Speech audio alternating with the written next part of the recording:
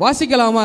சங்கீதம் 100ஆம் அதிகாரம் 1 5 வசனம், 1 5 வசனங்களை நாம் வாசிக்கலாம். பூமியின் குடிகளே, எல்லாரும் கர்த்தரை கம்பீரமாய் பாடுங்கள். மகிழ்ச்சியோட கர்த்தருக்கு ஆராதனை செய்து ஆனந்த சத்தத்தோட அவர் சந்நிதி முன் வாருங்கள். கர்த்தரே தேவன் என்று அறியுங்கள். நாம் அல்ல, அவரே நம்மை உண்டாக்கினார். நாம் அவர் ஜனங்களும் அவர் மேய்ச்சலின் ஆடுகளுமாய் இருக்கிறோம். அவர் வாசல்களில் துதியோடும் அவர் பிரகாரங்களில் புகழ்ச்சியோடும் பிரவேசித்து அவரை துதித்து அவருடைய நாமத்தை ஸ்தோத்திரியுங்கள். கர்த்தர் நல்லவர், அவருடைய கிருபை என்றென்றைக்கும், அவருடைய உண்மை தலைமுறை தலைமுறைக்கும் உள்ளது. ஆமென். அப்போ நம்முடைய பிரசங்கத்தின் தலைப்பு உண்மையான துதி எப்படி இருக்க வேண்டும் அப்படின்னு சொல்லிட்டு. சரி, இப்போ துதி என்ற வார்த்தைக்கு இன்று கிறிஸ்தவ உலகில் அதை அதிகமாக பயன்படுத்தி கொண்டிருக்கிறாங்க, அப்படித்தானே? துதி துதி என்கிற வார்த்தை. ஆனால் அந்த வார்த்தையில் ஒன்று இருக்கிறது என்னன்னா, ஆனால் அதே நேரத்தில் அதிகமாக தவறாகவும் அந்த வார்த்தையை புரிந்து கொள்கிற மக்களும் நிறைய இருக்காங்க. பலர் துதிக்கு என்ற அர்த்தம் என்ன சொல்லுவாங்கன்னு பார்த்தீங்கன்னா, நல்ல இசை அப்படிம்பாங்க. அந்த துதியில் நல்ல இசை இருக்கும்பாங்க. அது மட்டும் இல்லாமல் திறமையான பாடகர் அந்த துதியில் இருக்கும்பாங்க. அது மட்டும் இல்லாமல் அதிக சத்தம் அந்த துதினாலே அப்படின்னு நம்ம சொல்லலாம். அது மட்டும் இல்லாமல் கைகளை உயர்த்துவது, துதிப்பதுன்னு நம்ம பார்க்கலாம். அது மட்டும் இல்லாமல் ஆரவாரமாக பாடுவது, அதுவும் அந்த துதியில இணையும். அது மட்டும் இல்லாமல் உணர்ச்சி வசப்பட்டு நம்ம துதிக்கிறது, அதுவுமே நம்ம சொல்லலாம். ஆனால் வேதாகம் ஒரு முக்கியமான கேள்வியை நம்ம இடத்துல கேட்கறது என்னன்னா, நம்மிடம் கேட்கிற கேள்வி என்னன்னா, தேவன் எந்த துதியை ஏற்றுக்கொள்கிறார் அப்படின்னு. தேவன் எந்த துதியை ஏற்றுக்கொள்கிறார்? தேவன் எல்லா துதிகளையும் ஏற்றுக்கொள்ளப்படுவது. தேவனால எல்லா துதிகளையும் தேவனால ஏற்றுக்கொள்ளப்படுவதில்லை. அப்போ எக்ஸாம்பிளுக்கு பார்த்தீங்கன்னா, ஆதியாகமம் 4ஆம் அதிகாரத்தில் வாசிக்க வேண்டாம், காயினும் ஆபேலோட சம்பவத்தை நம்ம பார்க்கிறோம். அப்போ இருவரும் தேவனுக்கு பலி செலுத்துகிறார்கள், அப்படிதானே? இருவரும் அவருக்கு பலி செலுத்துகிறார்கள். அப்போ ஆபேலின் காணிக்கையை கர்த்தர் ஏற்றுக்கொள்கிறார். அப்போ காயினுடையதை ஏற்றுக்கொள்ளவில்லை. அப்போ இதுல பிரச்சனை பலியில் கிடையாதுங்க. பிரச்சனை பலி செலுத்திய இருதயத்தில் தான் இருந்து நம்ம பார்க்கிறோம். அப்போ ஏசாயா 29ஆம் அதிகாரம் 13ஆம் அதிகாரத்தில் தேவன் அதில் கூறுகிறார், இந்த ஜனங்கள் தங்கள் உதடுகளால் என்னை கனம் பண்ணுகிறார்கள், ஆனால் அவருடைய இருதயம் என்னை விட்டு தூரமாகிறது நம்ம பார்க்கிறோம். அப்போ இதுல இருந்து ஒரு உண்மை தெளிவாகிறது என்னன்னா, முதலில் தேவன் நம்முடைய பாடலை அவர் கேட்பதில்லைங்க. முதல்ல துதியினால நம்முடைய பாடலை அவர் கேட்பதில்லை, நம்முடைய இருதயத்தை தான் தேவன் பார்க்கிறார். ஹல்லேலூயா. நம்முடைய இருதயத்தை தான் நம்ம பார்க்கிறோம். அப்போ ஒருவர் மிகவும் இனிமையாக பாடலை பாடலாம், ஆனால் தேவன் அவங்களை மகிமைப்படுத்தாமலும் இருக்கலாம். தேவன் அதை மகிமைப்படுத்தாமலும் இருக்கிறான். ஒருவர் இனிமையாக பாடலாம். அப்போ மற்றொருவர் இசை அறிவே இல்லாம எப்படி பாடணும்னு தெரியாம அவர் கண்ணீரோடு தேவனை துதிக்க ஆரம்பித்தால் தேவன் மகிழ்ச்சியோடு அதை ஏற்றுக்கொள்ளலாம், அப்படித்தானே? அப்போ அதனால் உண்மையான துதி என்பது குரல் தரத்தால் இல்லைங்க. அதை குரல் தரத்தால் அதை அளவிடப்பட முடியாது. இருதயத்தின் தரத்தால் தான் அந்த துதியை நம்ம அளவிடப்பட முடியும். ஹல்லேலூயா. அப்போ உண்மையான துதி என்றால் என்ன? வேதாகமத்தில் துதி என்பது ஒரு நிகழ்ச்சி கிடையாது. அது ஒரு வாழ்க்கை நிலை. அது ஒரு லைஃப் சிச்சுவேஷன், வாழ்க்கை நிலை அப்படின்னு சொல்லுவோம். அப்போ எபிரேய வார்த்தையில் துதிக்கு எபிரேய வேதாகமத்தில் ஹீப்ரு பைபிள்ல துதிக்கு நிறைய டைப்ஸ் ஆஃப் துதி இருக்கு. அப்போ நம்ம அதில் ஒன்னா பார்த்தோம்னா நம்ம துதியை இன்னும் கொஞ்சம் ஆழமாக நம்ம புரிந்து கொள்ளலாம். அப்போ ஹலாலுங்கிற துதி என்பது ஒரு தேவனை உயர்த்தி புகழ்தல், அவருடைய மகிமையை வெளிப்படுத்துறது தான் இந்த ஹலாலுங்கிற அந்த துதி. எபிரேயத்துல ஹலால் அப்படிம்போம். அப்போ அதுக்கு அடுத்ததாக யாடா அப்படின்னா நன்றியோடு கைகளை உயர்த்தி தேவனை துதித்தது தான் இது ஒரு வகையான ஒரு துதி. மூன்றாவதாக பராக்குங்கிற துதி என்பது தேவனுக்கு முன்பாக பணிந்து ஆசீர்வதித்தல் என்கிறதுக்கான இதுதான் பராக் என்கிற ஒரு விதமான துதியை நம்ம ஹீப்ரு எபிரேய வேதாகமத்தில் நம்ம பார்க்குறோம். அது மட்டும் இல்லாமல் கடைசியாக டோடா அப்படிங்கிற இந்த துதியை பார்த்தீங்கன்னா, அது சூழ்நிலை சாதகமாக இல்லாவிட்டாலும் நன்றி செலுத்தும் ஒரு துதி. அப்போ இவ்வளோ துதி இருக்குதுங்க. அப்போ இதனால் உண்மையான துதி என்பது இசை மட்டும் இல்லை, அது தேவன் அவர் யார் என்பதற்காக மகிமைப்படுத்தும் நன்றி நிறைந்த அது கீழ்ப்படுதலால் வெளிப்படும் ஒரு பதிலுரையாகும். அப்போ உதாரணமாக நம்ம எடுத்துக்கொள்ளலாம், ஒரு தகப்பனாருக்கு 2 பசங்க இருக்கிறாங்க. தகப்பனாருக்கு 2 பசங்க இருக்கிறாங்க. ஒரு பையன், அப்பா நான் உங்களை மிகவும் நேசிக்கிறேன் அப்படின்னு சொல்றான். அப்பா நான் உங்களை ரொம்ப மிகவும் நான் நேசிக்கிறேன். ஆனால் அவன் என்ன பண்றான்னு பார்த்தீங்கன்னா, அவர் சொல் பேச வந்து கேட்கறதே கிடையாது. சொல் பேச கேட்கறதே கிடையாது. எதுக்குனாலும் எடுத்து பேசுறது, மதிப்பே இல்லாமல் அவரை வந்து ஆக்குறது. ஆனால் மற்றொரு குழந்தை, இன்னொரு பையன் என்னன்னு பார்த்தீங்கன்னா, அவன் வந்து ரொம்ப அமைதியாக இருக்கிறான், பேசுவதில்லை. ஆனால் தந்தையை மதிக்கிறான். அவர் சொல்ற ஒவ்வொரு வார்த்தைக்கும் அவன் வந்து கீழ்ப்படுகிறவனா இருக்கிறான். அப்போ அதனால் தந்தையை வந்து அவன் கீழ்ப்படுகிறான். அப்போ அவனுக்கு நன்றியோடு வாழ்கிறான். அப்போ இந்த இதுல வந்து உண்மையான தந்தையை கனப்பண்ணிடுவர் யாரு? முதல்ல இருக்க பையனா, ரெண்டாவது இருக்க பையனா? ரெண்டாவது இருக்கிற பையன், அப்படித்தானே? அப்போ அது வார்த்தைகளால் அல்ல, அது வந்து வாழ்க்கையை தான், நான் உண்மையாக வாழ்க்கை தான் வந்து நம்ம சொல்லலாம். அப்போ அதே போல துதி உதடுகளால் மட்டும் கிடையாதுங்க. நம்மளுடைய துதி வந்து நம்முடைய வாயில் வார்த்தை அல்லது உதடுகளால் மட்டும் கிடையாது. அது வாழ்க்கையால் நிரூபிக்கப்பட வேண்டும். நம்முடைய வாழ்க்கையால் அது வந்து துதி வந்து நம்முடைய வாழ்க்கையால் நிரூபிக்கப்பட வேண்டும். அப்போ அந்த வசனத்துக்கு நம்ம போவதுக்கு முன்னாடி நம்ம வந்து இதில் உள்ள வரலாற்று பின்னணி, இந்த சங்கீதத்தோட வரலாற்று பின்னணி, அதாவது ஹிஸ்டாரிக்கல் பேக்ரவுண்டை பார்க்கலாம். அப்போ ஒரு வேதாகமத்தில் அந்த பகுதியை வந்து சரியாக புரிந்து கொள்ள வேண்டும் என்றால் நம்ம என்ன பண்ணணும்னா, அந்த வரலாற்று பின்னணியை வந்து நம்ம பார்க்கறது ரொம்ப அவசியம். அப்போ இந்த சங்கீத புத்தகத்தில் வெறும் பாடல்கள், அது வந்து வெறும் ஒரு பாடலின் தொகுப்பு கிடையாதுங்க. இது இஸ்ரவேல் மக்களினுடைய ஆராதனை புத்தகம் அப்படின்னு நம்ம கூறப்படுறது. அப்போ இந்த இஸ்ரவேல் ஹிம் புக் அப்படின்னு நம்ம பார்க்குறோம். அப்போ இந்த புத்தகத்தில் 150 சங்கீதங்கள் உள்ளன. அப்போ அவை சுமார் 1000 ஆண்டுகள் காலப்பகுதியில் வந்து இது வந்து எழுதப்பட்டு இருக்கிறது. 1000 ஆண்டுகள் காலப்பகுதியில் வந்து எழுதப்பட்டு இருக்கிறது. அது மட்டும் அந்த எழுதப்பட்டவை மோசேயின் காலத்தில் இருந்து சங்கீதம் 90 பாபிலோனுடைய சிறையிருப்புக்கு பின்பற்ற காலம், அதாவது சங்கீதம் 126 மற்றும் 137 வரை இந்த பாடல் வந்து உருவாகின நம்ம பார்க்குறோம். அப்போ இவை தனிப்பட்ட ஜெபங்களுக்கு மட்டும் கிடையாதுங்க. அது ஆலய ஆராதனையிலும் பண்டிகையிலும் தேசம் வந்து நெருக்கத்திலையுமே, அது மட்டும் வெற்றியின் நேரத்தில் அது மட்டும் இல்லாமல் அந்த மனம் திரும்பிய வேளத்திலும் கூட இந்த நன்றியறிதல் வாழ்க்கை, இந்த பாடல் வந்து நன்றியறிதலாக இந்த பாடல் வந்து பாடப்படுகிறது நம்ம பார்க்கிறோம். எனவே இந்த சங்கீதங்கள் என்பது இஸ்ரவேலின் நிறையில் படி, இஸ்ரவேல் தியாலஜி படி இசையாக மாறிய ஒரு வடிவம் என்று நம்ம வந்து இந்த சங்கீதத்தை வந்து நம்ம சொல்லலாம். அப்போ இந்த சங்கீதம், சரி, இந்த சங்கீதம் 100 எந்த வகையான சங்கீதம் அப்படின்னு நம்ம பார்த்தோம்னா, சங்கீதம் 100க்கு மேலே ஒரு சிறிய தலைப்பு கொடுத்துருக்கோம். அப்படிதானே? சங்கீதத்துக்கு மேல ஒரு சிறிய தலைப்பு கொடுத்துருக்காது. என்னது?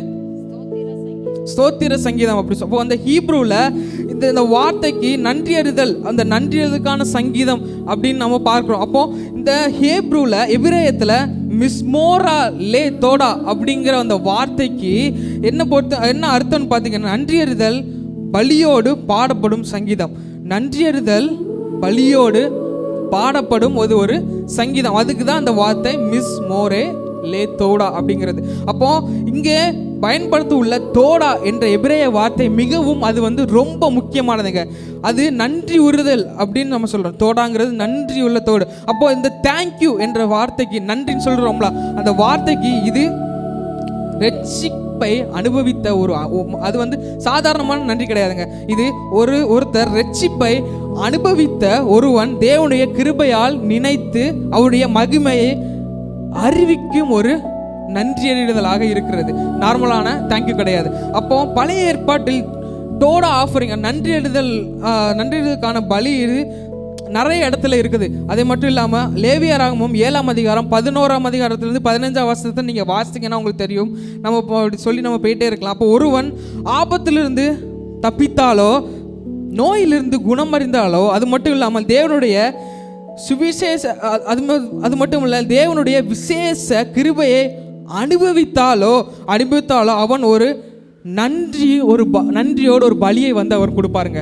நன்றியோடு ஒரு பலியை கொடுத்து அவன் தேவன் ஜனங்களுக்கு முன்பாக தேவன் எனக்கு நன்மை செய்தார் அப்படிங்கிறத வந்து அவர் வந்து அதில் வந்து கொடுப்பார், எனக்கு நன்மை. அதனால் சங்கீதம் 100 என்பது தனிப்பட்ட அது ஒரு உணர்ச்சி பாடல் அல்ல, உடன்படிக்கை, ஜனங்கள் தேவனுடைய கிருபையை பொதுவாக அறிவிக்கும் ஒரு ஆராதனை சங்கீதம் அப்படின்னு நம்ம சொல்லி பார்க்கிறோம். அப்போ அந்த சங்கீதம் என்பது எப்போது, இந்த சங்கீதம் 100 எப்போது பயன்பட்டது, அந்த எப்போது பயன்படுத்தப்பட்டுள்ளது நம்ம பார்த்தோம்னா, வேதாகம அறிஞர்கள் கூறுவதன்படி, இந்த தியாலஜியன்ஸ் கூறுவதன்படி இந்த சங்கீதம் ஆலய ஆராதனையில் பயன்படுத்தி இருக்கலாம் அப்படின்னு சொல்லிட்டு, அதாவது ப்ரொஃபஷனல் சாம்ஸ், அது மட்டும் இல்லை ப்ரொஃபஷனல் சாம்ஸ் என்கிற ஆக இருக்கலாம் அப்படின்னு சொல்லிட்டு வந்து வேதாகம அறிஞர்கள் வந்து அந்த கூறியிருக்கிறார்கள். அதாவது மக்கள் ஆலய வாசலை நோக்கி வரும்போது, ஊர்வலமாக வரும்போது இந்த பாடலை வந்து பாடி இருக்கலாம் அப்படின்னு சொல்லிட்டு அந்த தியாலஜியன்ஸ் வந்து சொல்லியிருக்காங்க. அப்போ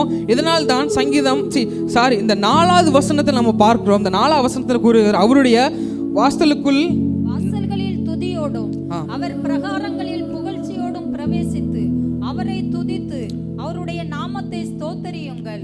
ஆமென். அப்போ இது வெறும் கவிதை அல்லங்க, இது ஆலய ஆராதனையில் உண்மையான ஒரு காட்சி. அப்போ மக்கள் தங்கள் கையில் பலியோடு வந்தார்கள், ஆனால் நன்றி உள்ள இதயத்தோடு பலியோடு வந்தார்கள். அது மட்டும் இல்லாமல் நன்றி உள்ள இதயத்தோடு வந்தார்கள். அப்போ நம்ம பார்க்குறோம். அப்போ சங்கீதத்தின் இலக்கிய அமைப்பு, நம்ம இந்த சங்கீதத்தில் அடுத்த கட்டமாக இந்த இலக்கிய அமைப்பை நம்ம பார்த்தோம்னா, சங்கீதம் 100 தனியாக நிற்கும் ஒரு பாடல் இல்லை. இது சங்கீதம் 93 இருந்து 100 வரை உள்ள அடக்கிய ஒரு தொகுப்பில் தான் இந்த 100வது சங்கீதம் முடியும் போது உச்ச நிலையை வந்து இது வந்து அடைகிறது நம்ம பார்க்குறோம். இந்த சங்கீதங்கள் மீண்டும் மீண்டும் சொல்லுகிற ஒரே ஒரு வார்த்தை என்னன்னு பார்த்தீங்கன்னா, கர்த்தரே ராஜா அப்படிங்கிறது. இந்த தீம் என்னன்னு பார்த்தீங்கன்னா, சங்கீதம் 93 இருந்து 100 வரை என்ன அடிக்கடி சொல்லிக்கிட்டே வருதுன்னு பார்த்தீங்கன்னா, கர்த்தரே ராஜா அப்படின்னு. இந்த 8 சங்கீதங்களும் தேவனுடைய ராஜ்யத்தை இது வந்து அறிவிக்கிறதாக இருக்கிறது. அப்போ நம்ம டீட்டெயிலாக நம்ம பார்த்தோம்னா, சங்கீதம் 93 கர்த்தர் அரசாளுகிறாருங்கிற தீம்ல இருக்கும். சங்கீதம் 94 அவர் நீதியுள்ள நியாயாதிபதி. சங்கீதம் 95 ராஜாவே வணங்க அழைப்பாக நம்ம இருக்கிறது. அது மட்டும் இல்லாமல் சங்கீதம் 96 எல்லா ஜாதிகளும் அவரை துதிக்க வேண்டும்ங்கிறதுக்கான இந்த சங்கீதம். அது மட்டும் இல்லாமல் சங்கீதம் 97 பூமி முழுதும் அவர் ஆளுகிறார்னு பார்க்குறோம். அப்போ சங்கீதம் 99 அவர் பரிசுத்த ராஜா அப்படின்னு சொல்லுவோம். இப்போ ஆகையால் அந்த 100ஆம் சங்கீதத்தை பாருங்க, ஆகையால் மகிழ்ச்சியோடு அவரை துதியுங்கள் அப்படின்ட்டு. அப்போ இதை கவனிங்களுங்க, அங்க சங்கீதம் 100 திடீரென்று துதிக்க, அதை வந்து திடீர்னு வந்து துதிக்க வந்து அது வந்து ஆரம்பிக்கல. துதிங்கிறது திடீர்னு சொல்லல, அது வந்து சொல்லிக்கிறேன்னா தேவன் யார். பிறகு சங்கீதம் 100க்கு மற்றொரு கேள்விக்கு பதில் அது வந்து சொல்லுகிறது. அந்த சங்கீதம் 100 மற்றொரு பதிலுக்கு சொல்லுகிறது என்னன்னா, அப்படிப்பட்ட தேவனுக்கு நாம் எப்படி பதிலளிக்க வேண்டும், அப்படிப்பட்ட இவங்களுக்கு நாம எப்படி பதிலளிக்க வேண்டும். இந்த பதில் தான் என்னது, மகிழ்ச்சியோடு துதியுங்கள் அப்படின்னு சொல்லிட்டு. அப்ப இந்த முழு தொடரின் முடிவில் சங்கீதம் 100 ஒரு பெரிய ஒரு அழைப்பை நம்மளுக்கு வந்து விடுகிறது. ஒரு பெரிய அழைப்பை நம்மளுக்கு இந்த சங்கீதம் 100 வந்து விடுகிறது. இப்போது இந்த ராஜாவே மகிழ்ச்சியோடு துதிங்கள், அதாவது இந்த கட்டளைப்பட்ட அந்த துதி அல்ல, இது ராஜாவே அறிந்த மக்களின் இயல்பான ஒரு பதிலுரை நம்ம பார்க்கிறோம். அப்போ முதலாக உண்மையான துதி எப்படி இருக்க வேண்டும் அப்படின்ட்டு ஃபர்ஸ்ட் பாயிண்ட் அங்க பார்த்தோம்னா, உண்மையான துதி மகிழ்ச்சியில் இருந்து பிறக்க வேண்டும். உண்மையான துதி மகிழ்ச்சியிலிருந்து பிறக்க வேண்டும். சங்கீதம் 100ஆம் அதிகாரம் 1-2 வசனங்களை நாம் வாசிக்கலாம். பூமியின் குடிகளே, எல்லாரும் கர்த்தரை கம்பீரமாய் பாடுங்கள், மகிழ்ச்சியோட கர்த்தருக்கு ஆராதனை செய்து ஆனந்த சத்தத்தோட அவர் சந்நிதி முன் வாருங்கள். சரி, அப்போ அன்பானவர்களே, இந்த சங்கீதம் 100 முதல் வார்த்தையை நீங்கள் கவனிச்சு நீங்க பார்த்தீங்கன்னா, சங்கீதக்காரன் எப்படி ஆரம்பித்திருப்பான்னு பார்த்தீங்கன்னா, கர்த்தரை துதிங்கள் அப்படின்னு ஆரம்பிக்கவில்லை, மகிழ்ச்சியோடு ஆரவாரம் பண்ணுங்கள் என்று தான் அவர் வந்து ஆரம்பித்திருக்கான். அப்போ ஏனென்றால் தேவன் நமது பாடல்களை கேட்பதற்கு முன்பாகவே நம்முடைய இருதயத்தின் நிலையை வந்து தேவனை வந்து அறிய வேண்டும் என்று அவர் நினைக்கிறார். அப்போ இந்த ஒரு கிறிஸ்துவின் துதி ஒரு பாடலாக ஆரம்பிக்க கூடாதுங்க. அது வந்து இருதயத்திலிருந்து வாயிலுள்ள வார்த்தைகளால் அந்த பாடல் ஆரம்பிக்க கூடாது. நம்முடைய இது இருதயத்திலிருந்து ஆரம்பிக்க வேண்டும். இங்கே மகிழ்ச்சி என்ற சிரிப்பில் அல்ல, அது சந்தோஷமான சூழ்நிலையிலும் அல்லங்க, அது தேவனுடைய ரட்சிப்பை அறிந்து ஒருவனின் உள்ளத்தை உள்ளார்ந்த ஒரு நிலையாக இருக்கிறது. அப்ப இந்த எபிரேய விளக்கத்துல அந்த ஆரவாரம், அதாவது ஆனந்த சத்தம், இதுக்கு என்னன்னு பார்த்தீங்கன்னா ரூவா என்கிற அது ஒரு பேர். அப்போ இந்த வார்த்தை பழைய ஏற்பாட்டில் பல இடங்களில் இந்த ரூவா அது வந்து வருகிறது. அது என்னன்னு பார்த்தீங்கன்னா ராஜாவை வரவேற்கும் ஒரு வெற்றி முழக்கம். போரில் வெற்றி பெற்ற வீரர்களை எழும்பும் ஒரு ஆரவாரம் அப்படி நம்ம பார்க்கணும். மகிழ்ச்சி அப்ப தேவனுடைய மகத்துவ அறிவுக்கும் ஒரு சத்தமாக இருக்கிறது. அப்போ இது சாதாரணமான ஒரு சத்தமாக அது ஒரு பாட்டு கிடையாதுங்க. இது வந்து ஒரு பொருள் இல்லை. வெற்றி பெற்ற ராஜாவை என்பதே என்பதற்கான உண்மையான ஒரு அர்த்தமா இருக்கு. அப்போ உதாரணமா ஒரு நாட்டுல போர் நடக்குன்னு வச்சுக்கலாம். போர் நடந்துட்டு இருக்கு, எதிர்நாட்டுக்கும் நம்முடைய அந்த ராஜாவுக்கும் நடந்துட்டு இருக்கு நம்ம வச்சுக்கலாம். அப்போ அந்த ராஜா வந்து ரொம்ப நாளா வந்து போர் பண்ணிக்கிட்டே இருக்கிற, இப்போ நடக்கல, அதே மாதிரி போர் வந்து அது வந்து ஓயாம அப்படி போயிட்டே இருக்கு. அப்போ திடீரென்று அந்த ராஜா வந்து அந்த நாட்டை வந்து வின் பண்ணுகிறாரு. அந்த ராஜா வந்து வெற்றியோடு திரும்பி வர்றாரு, அப்படித்தானே? அப்போ அந்த ராஜா வந்து பழைய காலத்துல அப்படிதான் அந்த ஊர்வலம் வருவாங்க. அந்த ஊர்வலம் போது ராஜா வந்து ஊர்வலம் வரும்போது அந்த மக்கள் என்ன பண்ணுவாங்க? சும்மா வீட்டில இருந்து அப்படி இருப்பாங்களா? அவங்க என்ன பண்ணுவாங்க? வீட்டுக்கு வெளியில வந்து ஆரவாரம் பண்ணுவாங்க, அப்படித்தானே? அப்போ அமைதியாக வீட்டில் இருக்க மாட்டாங்க. அவர்கள் தெருக்களில் நிற்பார்கள், கொடியை வந்து உயர்த்துவார்கள். கொடியை உயர்த்தி அது வந்து மகிழ்ச்சியாக ஆரவாரம் வந்து செய்வாங்க. ஏன்னு பார்த்தீங்கன்னா அரசன் வெற்றி பெற்றுகிறான் அப்படின்னு அந்த ஆரவாரம் வந்து அரசனை வந்து வெற்றி பெற செய்யவில்லை. அந்த ஆரவாரம் வந்து அரசன் வெற்றி பெற்றதால் தான் அந்த ஆரவாரம் இருக்கிறத நம்ம பார்க்கிறோம். அப்போ நமது துதி தேவனுக்கு வெற்றியை கொடுக்கவில்லை, தேவன் யாருக்கெனவே வெற்றி பெற்றிருக்கிறார். அந்த வெற்றி பெற்ற தேவனை நம்ம துதிக்க வேண்டும். அல்லேலூயா. இப்போ நம்ம பார்க்கலாம், ஆபகுக் 3ஆம் அதிகாரம் 17-18 வசனத்தை நம்ம வாசிக்க வேண்டும். நம்ம பார்த்துட்டு போயிடலாம். அப்போ இது வேதாகமத்தில் ஒரு மகிழ்ச்சியை பற்றி மிக பெரிய அறிக்கையில் ஒன்றாக இந்த ஆபகுக் கூறுகிறார். என்னன்னா, அத்திமரம் துளிர்விட்டாலும் திராட்சை செடி கனிகுடாவிட்டாலும் நான் கர்த்தருக்குள் மகிழ்ச்சியா இருப்பேன் அப்படின்னு சொல்லுகிறார். அப்போ அவர் எல்லாம் நன்றாக இருந்தது, அதனால் நான் மகிழ்ச்சியோடு சொல்லுகிறேன் அப்படின்னு சொல்லவில்லை. அவர் எல்லா இழப்புக்கு மத்தியிலும் அவர் சொல்லுகிறார், பயிர் இல்லை, கனி இல்லை, மந்தைகள் இல்லை, பொருளாதாரம் இல்லை அப்படின்னு சொல்லிட்டு. அப்போ ஆனால் அந்த இருந்தாலும் இன்று ஒரு வார்த்தையை சொல்லுகிறார், அதுதான் விசுவாசம். இதுவே வேதாகம மகிழ்ச்சி பிரியமானவர்களே. அப்போ இன்று நமது மகிழ்ச்சியில் இருந்தால் என்ற வார்த்தையில் இருக்கிறதா? இருந்தால் என்ற வார்த்தையில் நம்முடைய மகிழ்ச்சி இருக்கிறதா? இல்லனா இருந்தாலும் அப்படிங்கிற விசுவாசத்தில் இருக்கிறதா என்று நம்மை வந்து சிந்தித்து கொள்ள நம்ம கடைபெற்றுள்ளோம். அப்போ சிறையில் இருந்த பவுலை நம்ம பார்க்கலாம். அப்போ இந்த பிலிப்பியர் புத்தகத்துல நீங்க பார்த்தீங்கன்னா அது முழுவதும் மகிழ்ச்சியாகவே தானே எழுதியிருக்கு, அப்படித்தானே? முழுவதும் அந்த பிலிப்பியர் புத்தகம் பார்த்தீங்கன்னா முழுவதும் அது மகிழ்ச்சியாக தான் ஃபுல்லா எழுதியிருக்கு. ஆனா அந்த நிருபம் வந்து எங்கே எழுதப்பட்டது? சிறையில். அந்த நிருபம் வந்து பவுல் வந்து எங்க இருந்து எழுதுகிறான்னு பார்த்தீங்கன்னா சிறையில் இருந்து எழுதுகிறார். அப்போ கர்த்தருக்குள் அவர் சொல்லுகிறார், பவுல் எழுதுகிறார், கர்த்தருக்குள் எப்போதும் சந்தோஷமா இருங்கள், அதாவது மகிழ்ச்சியா இருங்கள் அப்படின்னு சொல்லிட்டு. அப்போ கவனிங்கள், அவர் சொல்லவில்லை சூழ்நிலையில் சந்தோஷமா இருங்கள் அப்படின்னு சொல்லல. அவர் சொல்லுகிறார், கர்த்தருக்குள் எப்பொழுதும் மகிழ்ச்சியா இருங்கள், அதாவது சந்தோஷமா இருங்கள். ஏனெனில் சூழ்நிலை மாறலாம், ஆனால் தேவாதி தேவன் மாற மாட்டார். ஹல்லேலூயா. அப்போ பைபிள்ல இயேசுவின் மகிழ்ச்சி எபிரேயர் 12ஆம் அதிகாரம் 2ஆம் வசனத்துல பாத்தீங்கன்னா இயேசுவை பற்றி வேதாகமம் கூறுகிறது, தமக்கு முன் வாய்க்கப்பட்டிருந்த அவர் தமக்கு முன் வைத்திருந்த சந்தோஷத்தின் பொருட்டு அவமானத்தை எண்ணாமல் சிலுவையை சகித்து தேவனுடைய சிங்காசனத்தின் வலது பார்சத்தில் வீற்றிருக்கிறார். அப்போ சிலுவை சந்தோஷமான அனுபவம் அல்ல, ஆனா சிலுவைக்கு பின் இருந்த ரட்சிப்பை வந்து தேவன் பார்த்தார். சிலுவை வந்து அது என்னது? சந்தோஷம் இல்லை, ஆனால் சிலுவைக்கு பின் இருந்த ரட்சிப்பை வந்து தேவனாகிய கர்த்தர் பார்த்தார். ஆமென். அப்போ அதனால் தேவன் அவர் தந்தையின் சித்தத்திற்கு அவர் கீழ்ப்படிந்து, இங்கே நாம் கற்றுக்கொள்ள வேண்டிய அந்த சத்தியம் என்னன்னா, மகிழ்ச்சி என்பது வலிமை, அது மறுபத்து அல்ல, அது வலிமை விட தேவனுடைய நோக்கத்தை பெரிதாக காண்பது. அல்லேலூயா. அப்போ ஒரு உதாரணத்தை நம்ம பார்த்தோம்னா, ஒரு கடல்காரங்க, ஒரு கடல்ல அலைகள் வந்து ரொம்ப ஆழமா வருது.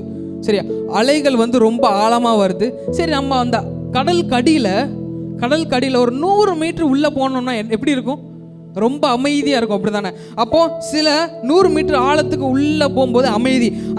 அந்த விசுவாசியின் வாழ்க்கையும் அப்படிதாங்க இருக்கும். நம்ம விசுவாசம், நம்மளுடைய வாழ்க்கையும் அப்படிதான் இருக்கும். இப்போ மேலே வந்து நிறைய சோதனை இருக்கலாம், கடலை போல மேலே வந்து நிறைய சோதனை இருக்கலாம். ஆனால் உள்ளே தேவனுடைய சமாதானமும் மகிழ்ச்சியும் இருக்கலாம். ஏன் கேட்போம், ஏன் அப்படின்னு கேட்டா, ஏன்னா தேவனால் நம்ம வந்து நங்கூரப்பட்டு இருக்கிறோம். அல்லேலூயா. தேவனால் நம்ம வந்து நங்கூரப்பட்டு இருக்கிறோம், நம்ம பார்க்கிறோம்.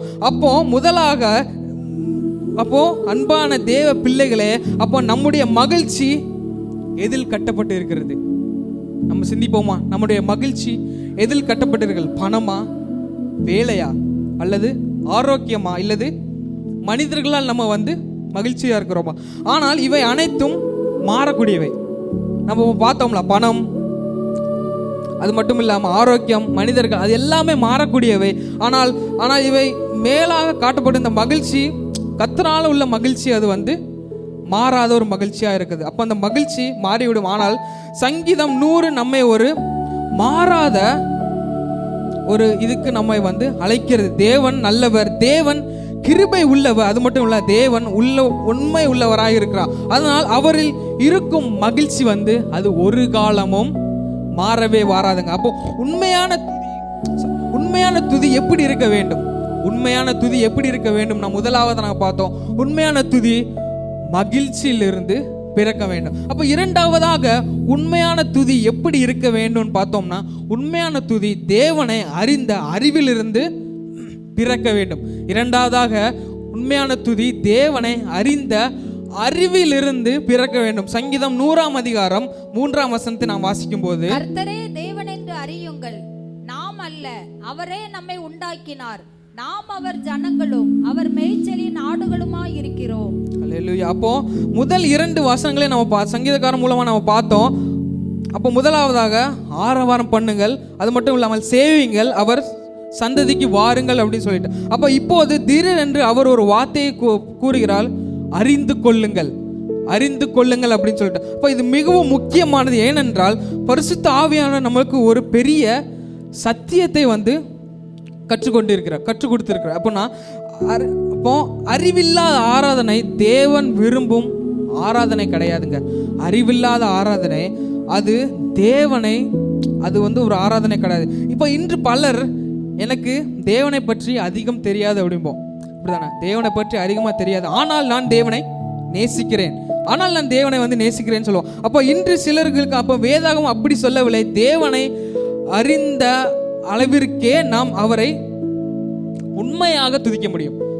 சரியா? அப்போ நம்ம தேவனை அறிந்த அளவிற்கே நம்ம வந்து என்ன பண்ண முடியும்? உண்மையாக நம்முடைய அறகுறையெல்லாம் நம்ம அறிஞ்சிட்டு நம்ம துதிக்கும் போது நம்ம வந்து தேவனை உண்மையாக அறிந்து, அப்பந்தான் நம்ம தேவனை வந்து உண்மையாக வந்து நம்ம தேவனை வந்து துதிக்க முடியும். அப்போ உண்மையான துதி தேவனை அறிந்த அறிவிலிருந்து அது ஆரம்பிக்கிறது நம்ம பார்க்குறோம். அப்போ வசனம் 3 பார்த்தீங்கன்னா, கர்த்தரே தேவன் என்று அறிந்து கொள்ளுங்கள். அப்போ இங்கே இந்த அறிந்து கொள்ளுங்கள் என்ற வார்த்தை நம்ம ஆல்ரெடி பார்த்தோம், யாடா அப்படிங்கிறது. அப்போ இந்த வார்த்தை மிகவும் ஆழமானது, அர்த்தம் கொண்ட ஒரு வார்த்தை. இது வெறும் தகவல் அல்லங்க. இந்த அறிந்து கொள்ளுங்கிறது சாதாரணமான தகவல் அல்ல. இது நார்மலான நம்ம படித்து நம்ம மக்கப் பண்ற அந்த புத்தக அறிவு இல்லை, மனப்பாடம் பண்றது இல்லை. யாதா என்பது அனுபவத்தின் மூலம் அதாவது உருவாகும் ஆழமான ஒரு அறிவு நம்ம பார்க்கிறோம். அப்போ ஆதாம் தன் மனைவியை ஏவாளை அறிந்தான் அப்படி நம்ம பார்க்கிறோம். இந்த வசனத்துல ஆதாம் மனைவியான ஏவாளை அவர் வந்து அறிந்தான் நம்ம பார்க்கிறோம். அப்போ அந்த அர்த்தம் என்னன்னா, அந்த ரொம்ப டீப்பான அர்த்தம் என்னன்னு பார்த்தீங்கன்னா, அருகாமையில், அது மட்டும் இல்லாமல் உறவு, அது மட்டும் இல்லாமல் அனுபவம். இதனால் சங்கீதக்காரன் தேவனை பற்றி ஏதாவது தெரிந்து கொள்ளுங்கள் என்று சொல்லவில்லைங்க. சங்கீதக்காரன் ஏதாவது தேவனை பற்றி தெரிந்து கொள்ளுங்கள் என்று சொல்லவில்லை. அவன் சொல்லுகிறார், தேவனோடு உறவை வளர்த்து கொள்ளுங்கள் அப்படின்னு சொல்லுகிறார். அப்போ அவரை அனுபவித்து அவரை அறிந்து கொள்ளுங்கள் அப்படின்னு சொல்லுகிறார். அப்போ இதுதான் வேதாகமத்தின் மிகப்பெரிய ஒரு வேறுபாடுங்க. உலக மனிதர்கள் என்ன பண்ணுவாங்கன்னா, கடவுளை பற்றி அறிந்து கொள்ளுங்கள் அப்படின்னு சொல்லுவாங்க. உலக மனிதர்கள் கடவுளை பற்றி அறிந்து கொள்ளுங்கள் அப்படின்னு சொல்லுவாங்க. அப்போ இங்க வேதாகம் தேவனை அறிந்து கொள்ளுங்கள் என்று சொல்லுகிறது. இதுதான் ரொம்ப மிகப்பெரிய வேறுபாடு. அப்போ இந்த தகவலுக்கும் அது மட்டும் இல்லாமல் இந்த உறவுக்கும் இருக்க வித்தியாசம் என்னன்னு பார்த்தீங்கன்னா, இப்போ எக்ஸாம்பிளுக்கு ஒரு மருத்துவரை நம்ம எடுத்துக்கிடுவோம்.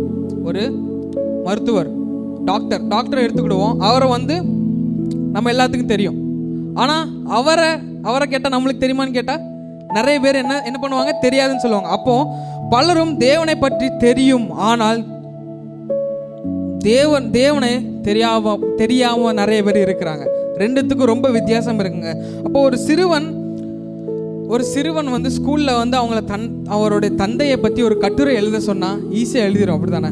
அவருடைய பேரு, அவருடைய ஊரு, அவருக்கு என்னெல்லாம் பிடிக்கும், என்ன சாப்பாடு.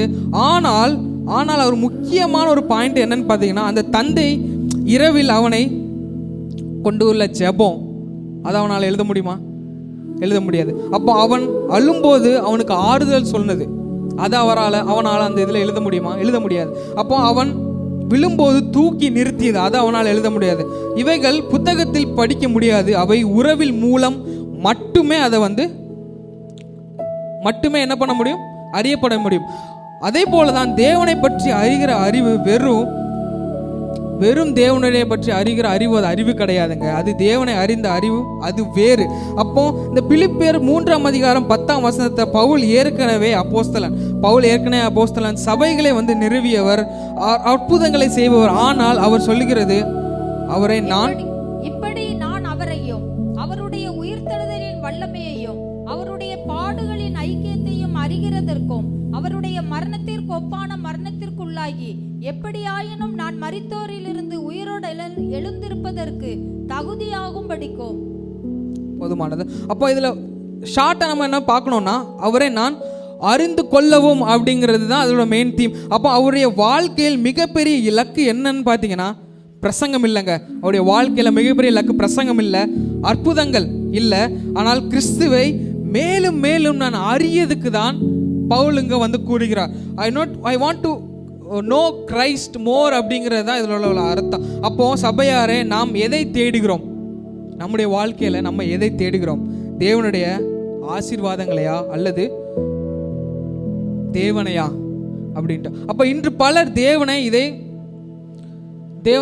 நிறைய பேர் சொல்லுவோம், தேவனே எனக்கு இதை கொடுங்க, எனக்கு அதை கொடுங்க அப்படிங்கிற ஜெபிப்போம். ஆனால் தேவன் உண்மை மேலும் அறிய விரும்புகிறேன் என்ற உண்மை நான் அறிய விரும்புகிறேன் அப்படிங்கிற எத்தனை பேருக்கு அந்த வாஞ்சை இருக்கிறது அப்படின்னு நம்ம சிந்திக்க நம்ம கடமைப்பட்டுள்ளோம். அப்போ தேவனை அறிந்தல் மட்டுமே உண்மையான துதி பிறக்கும். தேவனை அறிந்தால் மட்டுமே அங்கிருந்து உண்மையான துதி பிறக்கும். அப்போ ஏன் சங்கீதக்காரன் அறிந்து கொள்ளுங்கள் என்று சொல்லுகிறார் என்றால், அந்த அறிவு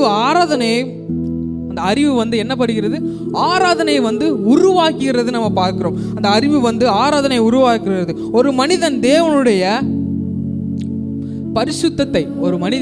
தேவனுடைய பரிசுத்தத்தை அறிந்தால் அவனுடைய துதி ஆழமாகும். அந்த துதியை அவன் அறிந்தால் நம்முடைய துதி என்ன ஆகும்? ஆழமாகும். நம்ம பார்க்கும். அப்போ தேவனுடைய கிருபையை அறிந்தால் அவருடைய நன்றி பெருகும். தேவனுடைய துதியை அறிந்தால் அவருடைய நன்றி பெருகும். அதாவது தேவனுடைய அன்பை அறிந்தால் அவருடைய கீழ்ப்படிதல் நமக்கு வரும். தேவனுடைய அன்பை நம்ம அறிந்தால் நம்முடைய கீழ்ப்படிதல் நம்மளுக்கு வரும். அப்போ சிறிய தேவ அறிவு என்னது? சிறிய துதி. அப்போ பெரிய தேவனுடைய அறிதல்னா பெரிய துதி அப்படி நம்ம பார்க்கிறோம். அப்போ அன்பான பிள்ளைகளை, இன்று உங்கள் வேதாகமம் வாசிக்கிறதின் நோக்கம் என்ன? வேதாகமம் வாசிக்கிறது நோக்கம் என்ன? இல்லை நான் அந்த ஒரு வருஷத்துல நான் எப்படியாவது நான் வாசித்து முடிச்சிடணும் அப்படிங்கிற நோக்கமா? இல்லை அந்த வேதத்தை எடுத்து தியானித்து பண்றதா? அப்போ அல்லது தேவனை அறிந்து, அப்போ நம்ம தேவனை அறிந்து கொள்வதா? அல்லது உங்கள் ஜெபத்தின் நோக்கம் என்ன? எங்கே நம்ம வந்து ஆராய்ந்து நம்ம பார்க்க வேண்டும். அல்லது தேவனோடு உறவை ஆழப்படுத்துவதா அப்படின்ட்டு. ஏனென்றால் நீங்கள் தேவனை அறிந்து அறிவுகளாலே உங்கள் துதி உண்மையாக இருக்கும். அப்போ தேவனை நம்ம அறிகிற அறிவுனால நம்மளோட துதி என்ன ஆகும்? அது வந்து ரொம்ப உண்மையாக அது வந்து அந்த துதியானது மாறும் அப்படின்னு நம்ம பார்க்குறோம். அப்போ உண்மையான துதி எப்படி இருக்க வேண்டும்? இப்போ உண்மையான துதி முதலாக நம்ம பார்த்தோம், உண்மையான துதி மகிழ்ச்சியிலிருந்து பிறக்க வேண்டும். இரண்டாவதாக உண்மையான துதி எப்படி இருக்க வேண்டும்னு பார்த்தீங்கன்னா, உண்மையான துதி தேவனை அறிகிற அறிவிலிருந்து நம்மளுக்கு வந்து பிறக்க வேண்டும். மூன்றாவதாக உண்மையான துதி எப்படி இருக்க வேண்டும்னா, உண்மையான துதி நன்றி உள்ள இருதயத்திலிருந்து நம்மளுக்கு என்ன வேண்டும்? வெளிப்பட வேண்டும். மூன்றாவதாக உண்மையான துதி நன்றி உள்ள இருதயத்திலிருந்து வெளிப்பட வேண்டும். சங்கீதம் 100ஆம் அதிகாரம் 4ஆம் வசனத்தை நாம் வாசிக்கலாம். அவர் வாசல்களில் துதியோடும் அவர் பிரகாரங்களில் புகழ்ச்சியோடும் பிரவேசித்து அவரை துதித்து அவருடைய நாமத்தை ஸ்தோத்தரியுங்கள். சரி, அப்போ முதல் 2 பாயிண்ட்ஸ் நம்ம பார்த்தோம். முதலாவதாக மகிழ்ச்சியோடு துதிக்க வேண்டும். இரண்டாவதாக தேவனை அறிந்து நம்ம துதிக்க வேண்டும். இப்போ மூன்றாவதாக இப்போது சங்கீதக்காரன் இன்னொரு படி மேல் ஏறி சென்று அவர் சொல்லவில்லை வாசலுக்குள் பிரவேசியுங்கள் அப்படின்ட்டு. அவர் என்ன சொல்லுகிறார்? நன்றியோடு பிரவேசியுங்கள் அப்படின்ட்டு. நன்றியோடு பிரவேசியுங்கள். அதாவது தேவனுடைய சந்தித்துக்கு உள் நுழையும் முன்பே நன்றி உள்ளவராக நம்ம இருதயத்தில் இருக்க வேண்டும். ஆலய வாசலில் தான் நன்றி உள்ளவராக இருக்கக்கூடாது. வீட்டில் இருக்கும் போதே நம்ம வந்து என்ன பண்ணணும்? அதை வந்து ஆரம்பிக்கணும் அப்படின்னு சொல்லிட்டு. அப்போ அந்த தியாலஜிக்கெல்லாம் நம்ம பார்த்தோம்னா இதன் அர்த்தம் என்ன? இதன் அர்த்தம் என்னன்னா, நன்றி என்பது ஒரு தனிப்பட்ட உணர்ச்சி கிடையாது. நன்றி என்பது ஒரு தனிப்பட்ட உணர்ச்சி கிடையாது. அது தேவனுடைய கிருபையே. அது வந்து தேவனுடைய கிருபையா. பொதுவான அறிவுக்கு அந்த அறிவுக்கு ஆராதனை. அதனால் நன்றி என்பது தேவன் எனக்காக செய்ததை நான் மறக்கவில்லை, தேவன் நமக்கு நன்மையாக செய்ததை நான் மறக்கவில்லை என்ற விசுவாசத்தின் அறிக்கை தான் அது. அப்போ எக்ஸாம்பிள் நம்ம பார்க்கலாம். தாவீதை பற்றி பார்த்தோம். தாவீது உடன்படிக்கையின் பெட்டியை வந்து எருசலேமுக்கு கொண்டு வந்தார், அப்படித்தானே? உடன்படிக்கை பெட்டியை வந்து எருசலேமுக்கு கொண்டு வந்தார். உடன்படிக்கை பெட்டியை எருசலேமுக்கு வந்தபோது தாவீது மக்களிடம் என்ன சொன்னார்? கர்த்தருக்கு ஸ்தோத்திரம் செய்யுங்கள், அவர் நல்லவர் அப்படின்னு சொல்லிட்டு. அப்போ கர்த்தருக்கு ஸ்தோத்திரம் செய்யுங்கள், அவர் நல்லவர். அந்த நாளில் இசை இருந்ததுங்க. அந்த நாளில் இசை இருந்தது. அது மட்டும் இல்லாமல் லேவியர்கள் இருந்தார்கள். அந்த காலத்தில் லேவியர்கள் இருந்தார்கள், பலிகள் இருந்தது. ஆனால் அவற்றை எல்லாம் நினைத்தும் நன்றி இருதயம் இருந்தது. இப்போ தாவீதுக்கு தெரியும் இசை இல்லாமல் ஆராதனை நடக்கலாம் அப்படின்ட்டு. இசை இல்லாமல் ஆராதனை நடக்கலாம், ஆனால் நன்றி இல்லாமல் ஆராதனை நடக்காது அப்படின்ட்டு. அப்போ இதுதாங்க. அதே மட்டும் இல்லாமல் லூக்கா சுவிசேஷம் 17ஆம் அதிகாரம் 11ஆம் வசனத்திலிருந்து 19ஆம் வசனத்தில் நம்ம வாசிக்க வேண்டும். நம்ம பார்த்தோம்னா இயேசு 10 குஷ்டரோகிகளை வந்து சுகமாக்கினார், அப்படித்தானே? 10 குஷ்டரோகிகளை வந்து சுகமாக்கினார். ஆனால் அந்த 9 பேரும் போய்விட்டாங்க. ஆனால் ஒருத்தர் மட்டும் ரிட்டர்ன் வந்து, அப்படித்தானே? ரிட்டர்ன் வந்து காலில் விழுந்து தேவனை மகிமைப்படுத்தினார் நம்ம பார்க்குறோம். அப்போ இயேசு கேட்டார், மற்ற 9 பேர் எங்கே? மற்ற 9 பேர் எங்கே? இந்த கேள்விதான் அந்த 9 பேருக்கான, அந்த 9 பேருக்கு மட்டும் கிடையாதுங்க. அந்த கேள்வி 9 பேருக்கான மட்டும் கிடையாது. இன்றைய சபைக்கும் தேவன் கேட்கிறார். இன்றைய சபைக்கும் தேவன் கேட்கிறார். இப்போ தேவன் உங்களை காத்தார் அல்லவா? தேவன் நம்மளை காத்தார் அல்லவா? தேவன் நம்மளை காத்தார், நம்மளை ரட்சிப்புக்கு கொண்டு வந்தார், நம்மளுடைய குடும்பத்தை தேவன் ஆசீர்வதித்தார் அல்லவா? ஜெபக்கு நம்மளுக்கு எத்தனையோ தடவை நம்ம ஜெபிப்போம், நம்மளுக்கு பதில் கொடுத்தார் அல்லவா? ஆனால் எத்தனை முறை நாம் தேவ சமூகத்தில் நம்ம திரும்பி வந்திருக்கிறோம்? எத்தனை முறை நாம் திரும்ப வந்து ஆண்டவரே நன்றி என்று சொல்லியிருக்கிறோம்? எத்தனை முறை? அப்போ நன்றி உள்ள இருதயம் குறை சொல்லும் இருதயத்தை வெல்லும். அப்படி அப்போ நன்றி உள்ள இருதயம் என்ன ஆகும்னா குறை சொல்லுகிற இருதயத்தை வெல்லும். அப்ப இந்த இஸ்ரவேல் ஜனங்களை நம்ம பாருங்கள், செங்கடலை கடந்து சில நாட்களிலேயே அவர்கள் என்ன செய்தார்கள்? முறுமுறுத்தார்கள். நம்ம பார்க்கிறோம், முறுமுறுத்தார்கள். அவர்கள் தேவனுடைய கடந்த கால கிருபை என்ன பண்ணார்கள்? மறந்து விட்டார்கள். அவர்கள் வந்து தேவனுடைய கடந்த கால கிருபையை மறந்து விட்டார்கள்.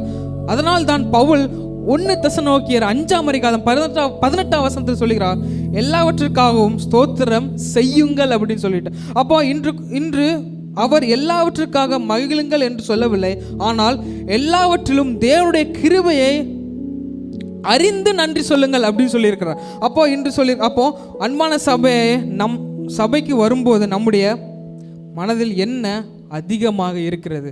நம்ம சபைக்கு வரும்போது நம்ம மனசில் என்ன அதிகமாக இருக்கிறது? குறைகளா, கவலையா, அல்லது ஏமாற்றங்களா, அல்லது நன்றி உணர்வா, நன்றி இல்லா? அப்போ இதெல்லாம் நம்ம சிந்திக்கிறோம். அப்போ நன்றி உணர்வா? அப்போ நன்றி இல்லாத இருதயம் ஆராதனை செய்யுங்க. நன்றி இல்லாத இருதயம் ஆராதனை செய்யும். ஆனால் நன்றி உள்ள இருதயம் மட்டுமே தேவனை என்ன படுத்தும்?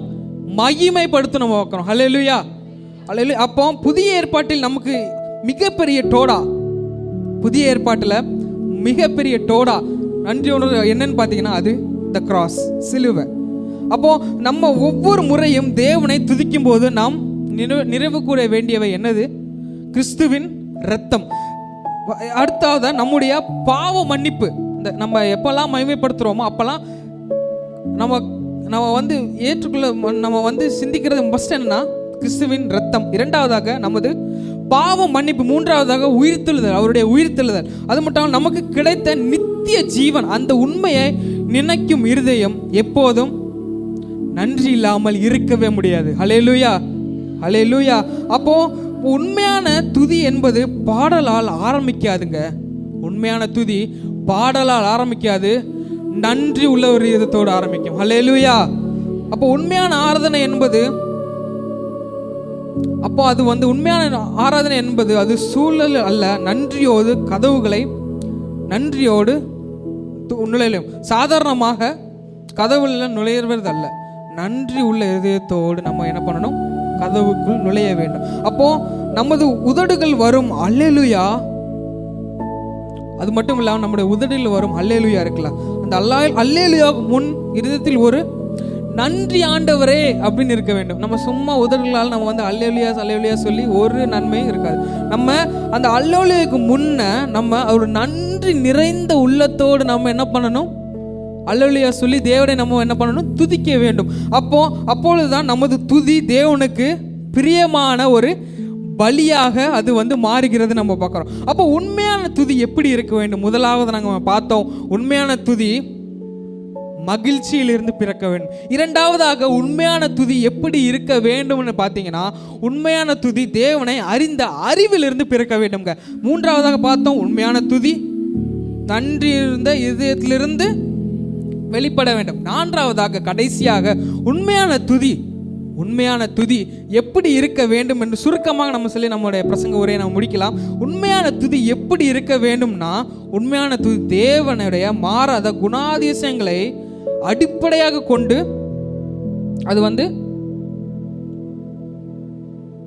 அது வெளிப்பட வேண்டும். அல்லேலூயா. அது கொண்டு இருக்க வேண்டும். அப்போ நான்காவதாக உண்மையான துதி எப்படி இருக்க வேண்டும்னா, உண்மையான துதி தேவனுடைய மாறாத குணாதிசயங்களை அடிப்படையாக கொண்டிருக்க வேண்டும். வாசிக்கலாம். சங்கீதம் 100ஆம் அதிகாரம் 5வது வசனங்களை அந்த வசனத்தை மட்டும் நம்ம வாசிக்கலாம். கர்த்தர் நல்லவர், அவருடைய கிருபை என்றென்றைக்கும், அவருடைய உண்மை தலைமுறை தலைமுறைக்கும் உள்ளது. அப்போ இந்த சங்கீதத்தின் முதல் 4 வசனங்களில் இந்த சங்கீதக்காரன் நம்மிடம் கட்டளை கொடுத்தார். அப்படிதான? கட்டளை கொடுத்தது மகிழ்ச்சியோடு துதிங்கள், சேவியுங்கள், சந்ததிக்கு வாருங்கள், அது மட்டும் இல்லாமல் நன்றியோடு பிரவேசியுங்கள் அப்படின்னு சொல்லிட்டு. அப்போ ஆனால் ஒரு கேள்வியை எழுகிறது. இதுல ஒரு கேள்வி எழுகிறது. என்னன்னா, ஏன் நான் இதையெல்லாம் செய்ய வேண்டும்? அப்போ அந்த பதில் வசனம் தான் அந்த 5வது வசனம் நம்மளுக்கு தருகிறது. இது வெறும் முடிவு வசனம் கிடையாதுங்க. அந்த சங்கீதம் 105ஆம் வசனம் ஒரு முடிவு வசனம் கிடையாது. இது ஒரு முழு சங்கீதக்காரன் அது ஒரு அடித்தளமாக இருக்கும் ஒரு வசனமாக இருக்கும். இப்போ அந்த இறையியல் அந்த அறிவிப்பின் படி அந்த சங்கீதக்காரன் நம்முடைய சூழ்நிலையை பார்க்கவில்லைங்க. அந்த சங்கீதக்காரன் 100 அந்த சூழ்நிலையை பார்க்கவில்லை. அவர் தேவனுடைய குணாதிசயங்களை அவர் எடுத்து நம்மளுக்கு சொல்றவர் இது பண்றார். அப்போ அந்த தேவனுடைய குணாதிசயம் அப்போ ஒரு விவசாயம், அப்போ ஒரு விசுவாசியின் துதி அவருடைய வாழ்க்கையை அடிப்படையாக கொண்டதல்ல, அவன் தேவனை அடிப்படையாக கொண்டது. ஒரு விசுவாசியின் துதி அது அவனுடைய வாழ்க்கையின் அடிப்படையில் கிடையாதுங்க. அது வந்து என்னது, தேவனுடைய அடிப்படையை தான் அந்த துதி வந்து விசுவாசியின் துதி வந்து கொண்டது. அப்போ முதலாவதாக என்ன பார்க்கலாம், கர்த்தர் நல்லவர். அந்த வசனத்தில் கர்த்தர் நல்லவர் இருக்கா, அந்த கர்த்தர் நல்லவர் தேவனுடைய நம்மை மாறாத. அப்போ அந்த கர்த்தர் நல்லவர் அப்படிங்கிறதுக்கு தேவனுடைய நன்மை அது வந்து எப்பவும் மாறாது. எபிரேயத்தின் நல்லவர் என்பதற்கு டோவ்ங்கிறது அர்த்தம். அந்த டோவ் என்ற வார்த்தை பயன்படுத்தப்பட்டுள்ளது. இது வெறும் நல்ல மனிதர் அப்படிங்கிறதுக்கான என்ற அர்த்தம் இல்லை. இதன் பொருள் என்னன்னு பார்த்தீங்கன்னா, டீட்டெயிலான அந்த டீப்பான அர்த்தம், கர்த்தர் நல்லவர்ங்கிறதுக்கான டீட்டால அந்த மீனிங் என்னன்னு பார்த்தீங்கன்னா, தேவன் தமது சுபாவத்தில் நல்லவர். முதலாவது, தேவன் தமது சுபாவத்தின் நல்லவர். அவர் செய்கிற எல்லாம் நல்லது. அது மட்டும் இல்லாமல் அவர் தீமையின் மூலமல்ல. அல்லேலூயா, தீமையின் மூலமல்ல. அப்போ வேதாகமத்தின் எடுத்துக்காட்டு நம்ம பார்த்தீங்கன்னா, யோசேப்பு ஆதியாகமம் 50ஆம் அதிகாரம் 20ஆம் வசனத்தை பார்த்தோம்னா, யோசேப்பு தன் சகோதரரும் சொல்லுகிறார், நீங்கள் எனக்கு தீமை செய்ய நினைத்தீர்கள், ஆனால் தேவனும் அதை நன்மையாக மாற்றினார் நம்ம பார்க்குறோம். அப்போ கவனிங்கள், சிறை நல்லதல்ல, அடிமைத்தனம் நல்லதல்ல, ஆனால் துரோகம் நல்லதல்ல. ஆனால் நல்ல தேவன் அந்த எல்லாவற்றையும் தமது நன்மையால என்ன முடிய பண்ணுகிறார். அப்போ சில நேரங்கள் நம்மளுடைய தேவன், நம்ம சில நேரம் வந்து நினைப்போம் நம்மளோட செயல் இப்படி இருக்கே அப்படின்னு. அப்போ சில நேரம் வந்து நம் தேவனுடைய செயல்களை நம்மளால புரிந்து கொள்ளவே முடியாதுங்க. அவர் என்ன பண்றாரு அப்படிங்கிற இப்போ சில நேரம். ஆனால் அவருடைய குணத்தை நம்ம வந்து நம்பலாம், அப்படித்தானே? அவர் நம்மளை வந்து கைவிடவே மாட்டார். அப்போ நம்முடைய குணத்தை நம்ம நம்பலாம். அப்போ அவருடைய கிருபை என்றைக்கும் உள்ளது. அடுத்த பாற்றாக கிருபை என்றைக்கும் உள்ள அந்த வசனத்திலே நம்ம பார்த்தீங்கன்னா, அவருடைய கிருபை என்றென்றைக்கும் உள்ளது. அப்போ இதுக்கு கிருபைக்கு எபிரேய வார்த்தை என்னன்னு பார்த்தீங்கன்னா, ஹெசட் அப்படின்னு சொல்லுவாங்க. இங்கே இந்த கிருபை என்ற வார்த்தைக்கு சாதாரணமான அன்பு இல்லைங்க, அது எபிரேயத்தில் ஹெசத் அப்படின்னு நம்ம சொல்லலாம். அப்போ இது பழைய ஏற்பாட்டில் மிக ஒரு ஆழமான வார்த்தையில் ஒன்றான இதன் அர்த்தமாக இருக்கிறது. அப்போ இது வந்து இதன் அர்த்தம் என்னன்னா, ஒரு உடன்படிக்கையின் ஒரு அன்பு. அது மட்டும் இல்லாமல் ஒரு மாறாத அன்பு, ஒரு கைவிடப்படாத ஒரு அன்பு. அது மட்டும் இல்லாத விசுவாசமான ஒரு கிருபையாக காணப்படுது. அப்போ அந்த ஹெசட் என்பது ஒரு நீ நல்லவனாக இருப்பதால் நான் உன்னை நேசிக்கிறேன் என்ற அர்த்தம் அல்ல. நான் உடன்படிக்கை செய்து விட்டேன், ஆகையால் நான் விடமாட்டேன் அப்படிங்கிற என்ற ஒரு தேவனுடைய ஒரு அன்பாக இது வந்து காணப்படுகிறது. அப்போ அவருடைய உண்மை தலைமுறைக்கும் நிலைத்திருக்கிறது. இப்போ நிலைத்திருக்கிறது நம்ம பார்ப்போம். அவருடைய உண்மை தலைமுறை அந்த வசனத்தை கீழே அடுத்த ஒரு பாட்டு, அவருடைய உண்மை தலைமுறை தோறும் நிலைத்திருக்கிறது. அப்போ இந்த எபிரேய வார்த்தையில இந்த நிலைத்திருக்கிறது அப்படிங்கிறதுக்கு எபிரேய வார்த்தையில யமுனா அப்படி நம்ம யம்னா அப்படிங்கிறது தான் அர்த்தம். இந்த எபிரேயத்தில் யம்னா அதன் அர்த்தம் என்னன்னா, விசுவாசத்தின் நன்மை. அது மட்டும் இல்ல மாறாத உண்மை தன்மை. அது மட்டும் இல்ல வாக்குறுதியை நிறைவேற்றிய ஒரு நன்மையான தன்மையாக அது வந்து டீப்பான இதெல்லாம் நம்ம பார்க்கணும். இப்போ தேவன் பொய் சொல்ல மாட்டார், தேவன் மறக்க மாட்டார். அது மட்டும் இல்ல தேவன் வாக்குறுதியை வந்து அவர் மீறுகிற தேவன் நம்முடைய தேவன் இல்லைங்க. அப்போ வேதாங்கத்தில் நம்ம பார்த்தோம்னா, ஆபிரகாம் அப்போ அதிகாரத்தில் அப்போ நம்ம 25 ஆண்டுகள் ஆபிரகாம் வந்து 25 ஆண்டுகள் காத்திருந்தார், அப்படித்தானே? 25 ஆண்டுகள் காத்திருந்தார். ஆனால் தேவன் வாக்குத்தத்தத்தை நிறைவேற்றினார், அப்படித்தானே? தேவன் வந்து வாக்குத்தத்தத்தை நிறைவேற்றினார். ஏன்னா தேவன் வந்து உண்மையானவர். தேவன் வந்து தாமதிக்கலாம், ஆனால் அவர் என்றைக்கும் தவறாத தேவன். அல்லேலூயா. நம்முடைய வாழ்க்கையில் எத்தனையோ நம்ம நிறைய பேர் காத்திருக்கலாம், ஆனால் தேவனை நம்ம கை கொட்டி நம்மளை பின்பற்றினால் தேவன் அதை வந்து தவற விட மாட்டார். அல்லேலூயா. எத்தனை பேர் விசுவாசிக்கிறீங்க? அல்லேலூயா. சரி, இப்போ நம்ம கடைசியாக ஒரு ஸ்டோரியை, நான் ஒரு கதையை சொல்லி நான் அந்த பிரசங்க உரையை நான் முடிக்க ஆசைப்படுறேன். அப்போ முதலாவதாக ஃபர்ஸ்ட் ஒரு வீட்டில் ஒரு வயசான ஒரு மனிதர் வாழ்ந்து கொண்டு இருக்கிறார். அவருக்கு ஒரே ஒரு சின்ன வீடு, அதில் ஒரு நாற்காலியும் ஒரு கட்டில், அவ்வளோதான் அது இருந்தது. மனைவி இறந்து போயிட்டாங்க, பிள்ளைகள் வந்து வெளிநாட்டில் இருக்காங்க, ஆனால் அவரை வந்து பராமரிக்கிறது கிடையாது. அப்போ ஒரு நாள் ஒரு இளம் வாலிப ஊழியக்காரர் வந்து அவருடைய வீட்டுக்கு வாரார். அவர் வீட்டுக்கு வந்து அவர் வந்து வேதாங்கமத்தை திறக்கிறார். அவர் வந்து ஒரு கேள்வி எழுக்கிறார். நீங்கள் எப்படி இந்த வீட்டில் இருக்கிறீங்க? இந்த வீட்டில் நீங்கள் எப்படி ஒற்றையில் நீங்கள் இருக்கீங்க?